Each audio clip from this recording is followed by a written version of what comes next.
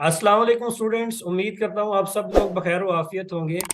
तो आज जिन कैंडिडेट्स का इंटरव्यू लेके मैं आपकी खिदमत में हाजिर हुआ हूँ, इनका नाम जो है मोहम्मद अख्तर हुसैन है। सिंध पब्लिक सर्विस कमीशन में जो है इनकी रिक्रूटमेंट हुई है। मेरिट नंबर जो है इनका 32 है। तो आइए आपकी मुलाकात करवाते हैं अख्तर हुसैन साहब से। अस्सलाम वालेकुम सर, क्या हाल चाल है आपके? तबीयत से ठीक है आपकी? वालेकुम सलाम कमरान, ठीक ठाक। आप सुनाए कैसे हैं? ठीक है। अल्हम्दुलिल्लाह ठीक ठाक, राजी खुशी। सर ये बताएं कि आजकल जो है क्या मसरूफियत है आपकी? हमने अपनी मेहनत की है और बाकी सब सब कुछ तो अल्लाह की तरफ से दिया हुआ है।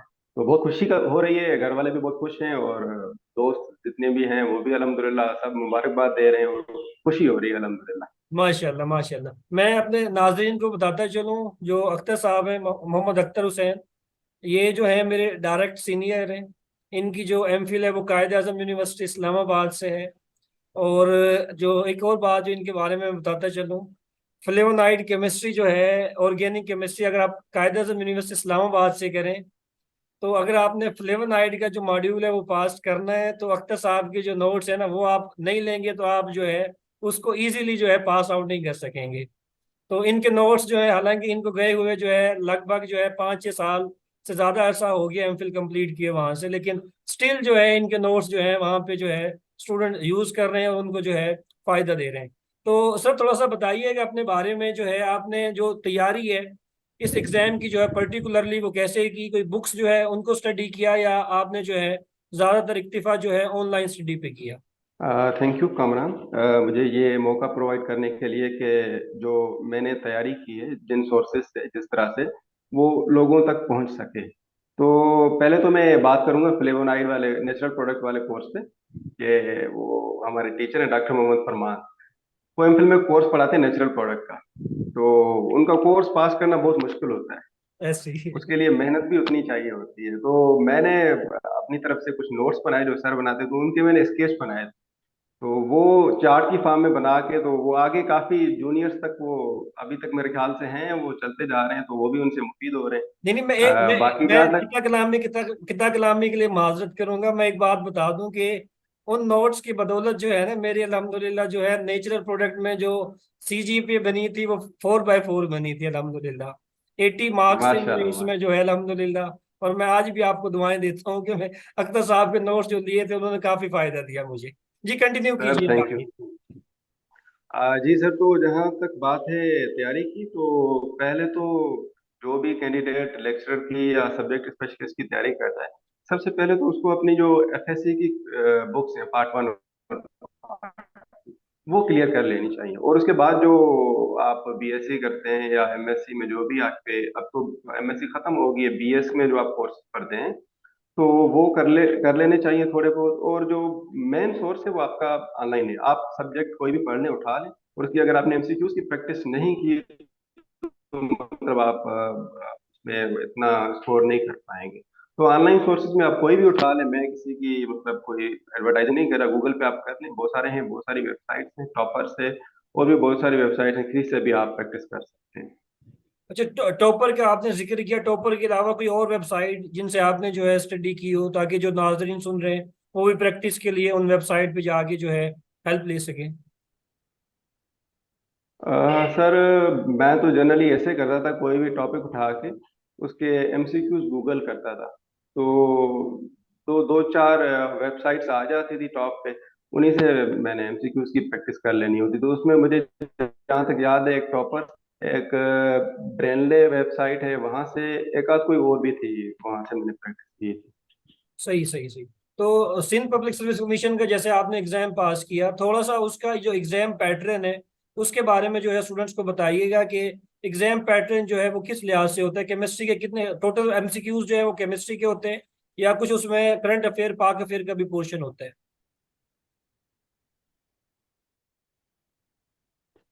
जी कमरान, इस तरह होता है कि 20% आपका जनरल होता है जिसमें आपका इंग्लिश भी होता है और जीके के भी एमसीक्यूज आ सकते हैं, और 80% आपका सब्जेक्ट होता है।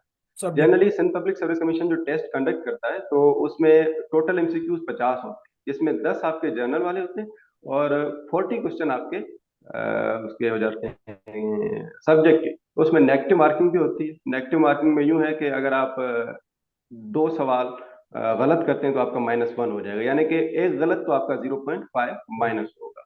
और बाकी कोई भी सब्जेक्ट स्पेशलिस्ट हो या लेक्चरर हो, दोनों में यही फॉलो होता है। और उसके बाद इंटरव्यू कंडक्ट होता है। सही सही सही। तो थोड़ा सा जो है, जब टेस्ट दिया तो टेस्ट के बाद कोई फीलिंग थी कि इंटरव्यू के लिए जो है कॉल लेटर आएगा, या जो है थोड़ा सा परेशान थे कि पता नहीं होगा कि नहीं होगा, क्या सूरत हाल थी?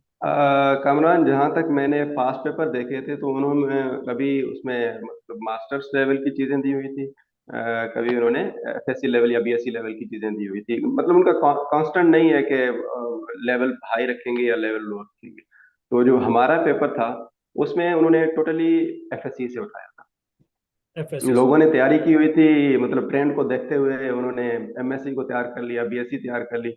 वो जो टेस्ट था टोटली वो, तो इसमें कुछ लोगों के मार्क्स तो बिल्कुल लो भी रहे और मेरिट भी इतना ज्यादा हाई नहीं गया था। तो ये फायदा हो गया था कि मुझे इतनी फीलिंग्स आ रही थी कि मैं शॉर्टलिस्ट हो जाऊंगा इंटरव्यू के। इंशाल्लाह तो माशाल्लाह। इंटरव्यू में अल्हम्दुलिल्लाह शॉर्टलिस्ट हो गया। और इंटरव्यू में अल्लाह के शुक्र ये अदा करना है कि इंटरव्यू मेरा अल्हम्दुलिल्लाह बहुत अच्छा हुआ था। कोई भी सवाल मैंने उनका सब्जेक्ट रिलेटेड कोई भी स्किप नहीं किया। इंटरव्यू में जो है, जैसे आपने जिक्र किया, आपने कोई सवाल जो है स्किप नहीं किया, तो थोड़ा सा अगर कुछ क्वेश्चंस जो है वो शेयर कर दें इंटरव्यू के हवाले से स्पेसिफिकली, कौन कौन से क्वेश्चंस जो है वो आपसे पूछे गए, ताकि जो स्टूडेंट्स हमें सुन रहे हैं उनको भी जो है थोड़ा सा तैयारी उस लिहाज से करने का मौका मिल सके आगे। जी जरूर। ये इंटरव्यू वाला हमारा मेन पोर्शन होता है। टेस्ट क्वालिफाई करने के बाद तो वो 1:4 या एक बंदा आएगा, चार बंदे उसमें भी फिल्टर आउट हो जाएंगे। तो इसमें इंटरव्यू में जो पैनल बैठा था हमारा, वो 3 बंदे थे। हमारा कराची में इंटरव्यू हुआ था। उसमें एक सब्जेक्ट स्पेशलिस्ट था, दो मेरे ख्याल से, अब उसमें कोई चेयरमैन था या नहीं था, आई डोंट नो, लेकिन 3 बंदे थे टोटल। दो जर्नल थे, क्वेश्चन पूछने वाले थे। अब उन्होंने जनरल पोर्शन में कुछ बात ऐसे होता है कि वो रट्टे वाले क्वेश्चन पूछते हैं, या मतलब जो जिस तरह होता है कि पाकिस्तान की पॉपुलेशन क्या है, इस तरह की चीजें पूछ लेते हैं। लेकिन जो मुझसे इंटरव्यू हुआ था, उन्होंने जो जनरल पूछा उसमें उन्होंने मुझसे डिस्कशन बेस्ड क्वेश्चन पूछे। तो जनरल पोर्शन में उन्होंने मुझसे सबसे पहला जो क्वेश्चन किया वो ये था कि केमिस्ट्री के पॉइंट ऑफ व्यू से हमारे इन्वायरमेंट और इंसानों को, यानी कि ह्यूमन बींग्स को, कौन से चैलेंजेस हैं। सबसे पहला क्वेश्चन यही था।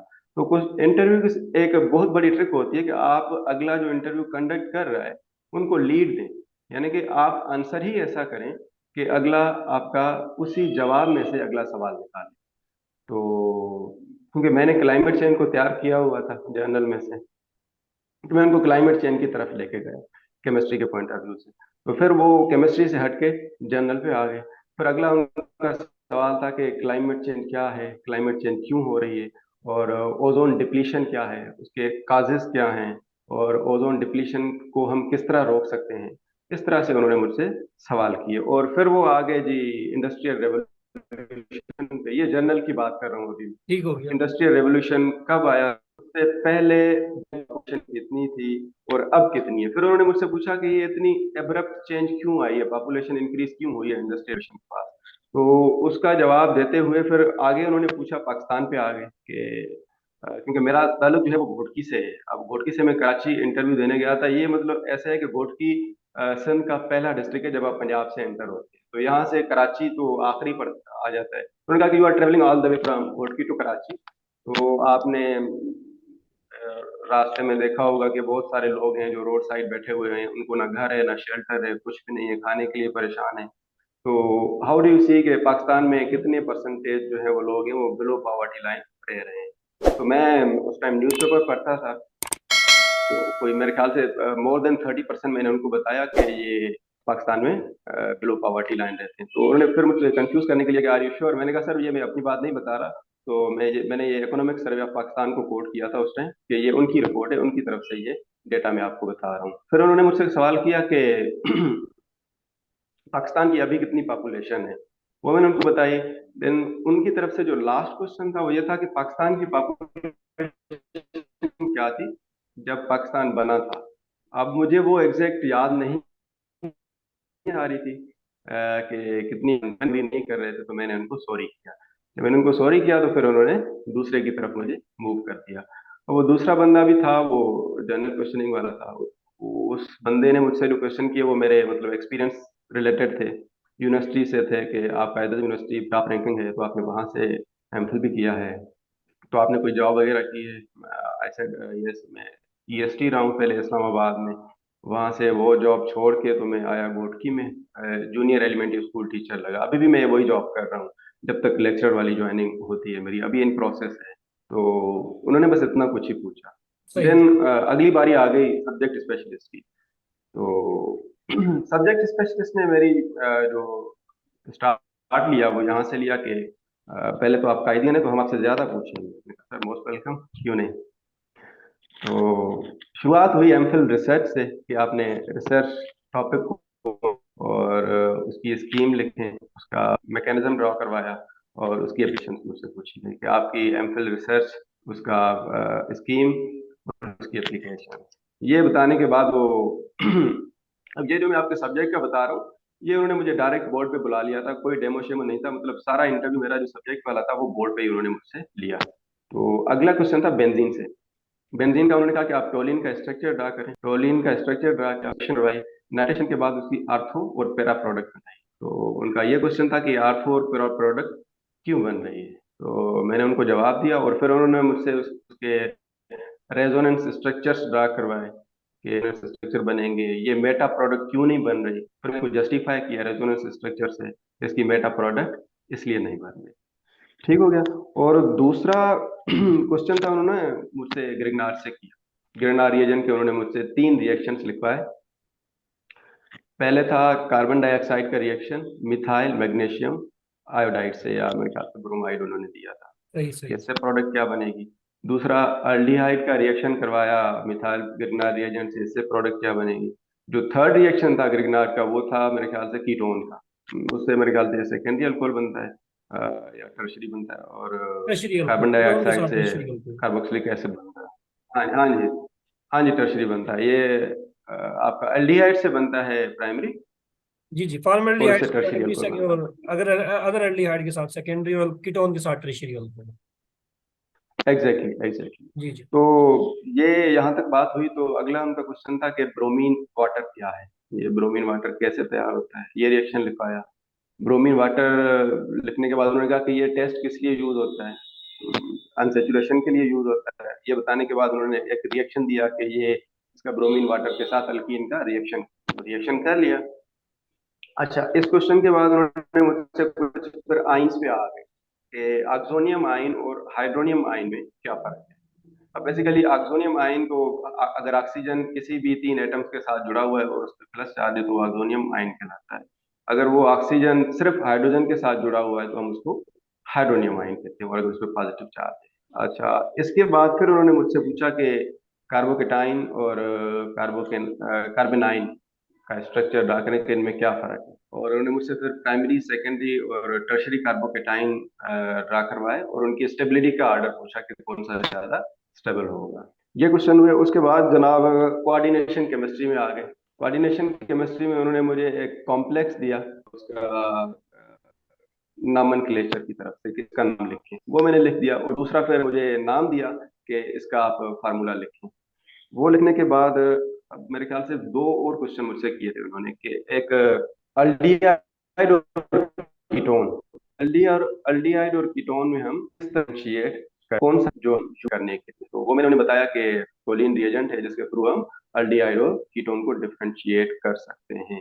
और मेरे ख्याल से उनका लास्ट क्वेश्चन जो था मुझसे वो ये था कि एंटी नॉक इनहिबिटर होता है जो पुराने जमाने में यूज होता है, tetra ethyl lead, tetra ethyl lead. तो उन्होंने पूछा कि ये यूज होता था पहले, क्योंकि अब इसमें लेड यूज होता है तो उसके फ्यूम्स जो है वो इन्वायरमेंट के लिए ठीक नहीं है। तो अब कौन सा यूज होता है। तो ये मैंने उनको बताया। हमारे टेक्स्ट में एक लिखा हुआ है जियोलाइट लिखा हुआ है, आई थिंक, या कुछ और लिखा हुआ है। अब एग्जैक्टली मुझे याद नहीं आ रहा। तो वो मैंने उनको बताया उस टाइम पे। तो यहाँ पे इंटरव्यू मेरा खत्म हुआ था। तो एक जामिया इंटरव्यू जो है वो लिया गया। थोड़ा सा बताया कि जब वहां से निकल रहे थे इंटरव्यू के बाद, क्योंकि मेरा अपना भी एक्सपीरियंस है, जब आप इंटरव्यू रूम से निकल रहे होते हैं ना, आपको पता लग जाता है कि आपका जो एक्सपीरियंस है इंटरव्यू का वो कैसा रहा, आप क्वालिफाई करेंगे या नहीं करेंगे। तो निकलते हुए जो है इंटरव्यू रूम से कौन सी वाइब्स आ रही थी, पॉजिटिव वाइब्स आ रही थी या नेगेटिव वाइब्स आ रही थी? ठीक और है। बाकी जहाँ तक इंटरव्यू की बात है, तो ये मेरा टोटल जो इन्होंने टाइम लिया था वो 20 से 22 मिनट का टोटल इंटरव्यू था। क्या मिनट? और इंटरव्यू जब खत्म हुआ, मैं रूम से बाहर आ रहा था, तो एक ना आपके चेहरे पे सेटिस्फिकेशन नजर आती है कि यार मेरा इंटरव्यू अच्छा हुआ है, क्योंकि मैं खुद से सेटिस्फाई था कि मेरा इंटरव्यू अच्छा हुआ और इंशाल्लाह मेरी रिकमेंडेशन हो जाएगी। तो ये जो सेल्फ सेटिस्फिकेशन आती है ना आपको, ये चीज़ है। और यही चीज थी कि जब नाम आया तो एक खुशी तो होती है, लेकिन आपको जब पहले से पता होता है कि इंशाल्लाह मैंने हो जाना है, तो ये फिर डबल मजा होता है। सही सही सही। अच्छा, सेल्फ सेटिस्फेक्शन की आपने बात की, मैं बताता चलूं। सेल्फ सेटिस्फेक्शन या अच्छा, थोड़ा सा जो है अगले सवाल से पहले आप थोड़ा सा ये बता दें कि जो स्टूडेंट सुन रहे हैं इंटरव्यू के हवाले से, अगर कोई स्पेसिफिक टिप्स आप देना चाहें कि इंटरव्यू के लिए जो है आप किस तरह प्रिपरेशन करें, अगर वो काइंडली आप कुछ बता दें स्टूडेंट्स। जी कामरान, हम जैसे जो नेचुरल साइंसेज के या बायोलॉजिकल साइंसेज के स्टूडेंट्स होते हैं, उनका मसला यही होता है कि वो जनरल पोर्शन में वीक होते हैं, उन्हें मतलब जीके का इतना पता नहीं होता है। तो अच्छा। उन्हें मैं सजेस्ट करूंगा कि वो न्यूज़पेपर पढ़ा करें, कोई भी वेबसाइट फॉलो करें जो करंट अफेयर की हो। करंट अफेयर से आपको लाजमी वो क्वेश्चन पूछते हैं, मतलब रिसेंटली जो चल रहा होता है वो आपको न्यूज़पेपर से भी पता चल जाता है। बाकी इंटरव्यू में ये होता है कि आप कॉन्फिडेंट रहें, कोई भी सवाल आपसे जिस भी लैंग्वेज में पूछा जाता है उसी लैंग्वेज में जवाब दें, क्योंकि मेरा तो इंटरव्यू था वो सारा उन्होंने क्वेश्चन इंग्लिश में की थी, तो मैंने आंसर भी इंग्लिश में ही किए थे। ये एक बहुत बड़ी बात होती है। और दूसरी चीज ये कि आपने किसी भी चीज को लेके अगर आप आंसर आपको नहीं आ रहा, तो अगले क्वेश्चन पे आपने परेशान नहीं होना होता है। वो हो गया, वो उसको छोड़ दें, उसकी टेंशन। जो अगला क्वेश्चन पूछ रहे हैं उस पर फोकस करें। और इंटरव्यू की तैयारी पे मैं थोड़ी सी बात करूंगा कि जो चीजें, जो नोट्स आपने टेस्ट की तैयारी के लिए बनाए हुए हैं केमिस्ट्री में, तो उसी को देख लें। बाकी दूसरा पोर्शन होता है आपका करंट अफेयर का, तो करंट अफेयर में आप न्यूज़पेपर देख लें, कोई भी एक आध वेबसाइट फॉलो कर लें। बाकी मेजर आपका पोर्शन आपका सब्जेक्ट है, अगर आप उसमें सेटिस्फाई हो, अगले इंटरव्यू कंडक्ट करने वालों को भी सेटिस्फाई कर लेते हैं, तो आपकी सिलेक्शन इंशाल्लाह पक्की हो जाए। सही सही। तो जैसे आपने बात की कि कॉन्फिडेंस जो है वो आपने मेंटेन रखना है इंटरव्यू के दौरान। कॉन्फिडेंस जो है वो आप के आप में उसी टाइम पैदा होता है जब आपकी तैयारी हो, जब आपने बुक्स को पढ़ा हो, मुख्तलिफ साइट से जो हेल्प ली हो, जब आप कंसेप्ट आपके क्लियर होंगे बेसिकली, तब जो है कॉन्फिडेंस आपके चेहरे से खुद ब खुद झलकता है। अगर आपकी तैयारी नहीं है तो मिनट में जो है, क्योंकि एक्सपीरियंस लोग बैठे होते हैं, विद इन अ सेकेंड जो है वो जज कर लेते हैं कि स्टूडेंट जो बैठा है हमारे सामने इसमें जो है क्या कैलिपर है, इसका क्या मेंटल कैलिपर है। अच्छा, लास्ट में जो है कोई नसीहत जो है आप जो है, क्योंकि काफी लोग जो है आप इस इंटरव्यू को जो है इंशाल्लाह देखेंगे अक्रॉस पाकिस्तान जो है, उन स्टूडेंट्स के लिए कोई इंटरव्यू, उनके लिए कोई जो है फाइनल मैसेज आप देना चाहें, कोई नसीहत करना चाहें? कमरान, नसीहत बस क्या, अब यही नसीहत होगी कि खूब मेहनत करें और वालदेन की खिदमत करें, दुआएं कमाएं, बस यही आपको चीज़ कामयाब करेगी। माशाल्लाह। तो ये थे हमारे पास अख्तर हुसैन साहब। हम अपने चैनल, हम इस प्लेटफॉर्म के तहत जो है इनको अगेन जो है मुबारकबाद देते हैं, और हमारी दुआएं कि अल्लाह पाक जो है इनको आगे वाले आने वाले हर जो मरहले हैं उसके लिए आसान करे, और इनको जिंदगी के हर मरहले में जो है कामयाब करे।